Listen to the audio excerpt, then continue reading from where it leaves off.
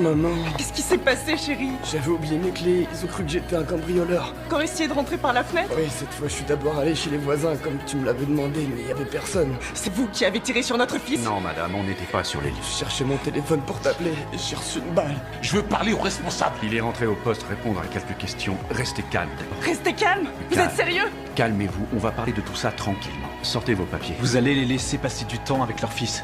Ils viendront vous parler quand ils seront prêts. Pour l'instant, fichez-leur la paix. Regardez-moi ça.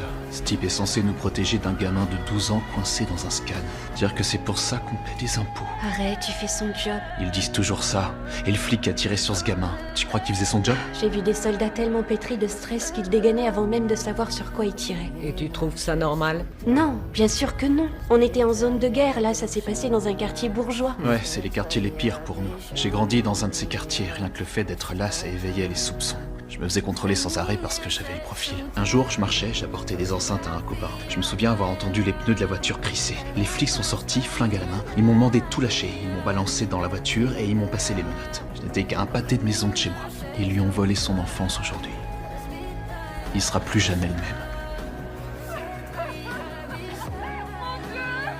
C'était une situation délicate. Mon collègue a fait une erreur de jugement. Non, ça n'a rien à voir avec un jugement, c'était une réaction. Vous regardez la couleur de peau, on le fait tous, mais la réaction que vous avez dans le dixième de seconde où vous vous apercevez que le gamin est blanc ou noir, c'est ça qui fait toute la différence. Mais vous avez des armes. La moindre erreur de votre part peut être fatale. Ce gamin est mort. Pourquoi? Il y a tellement de personnes qui meurent parce qu'elles lui ressemblent. Et tout ça, pourquoi?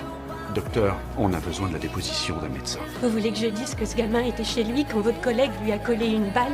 Vous ne pouvez pas tirer sur les gens sous prétexte que vous avez peur. C'est trop facile. Comment je suis censée vivre dans un système comme celui-là?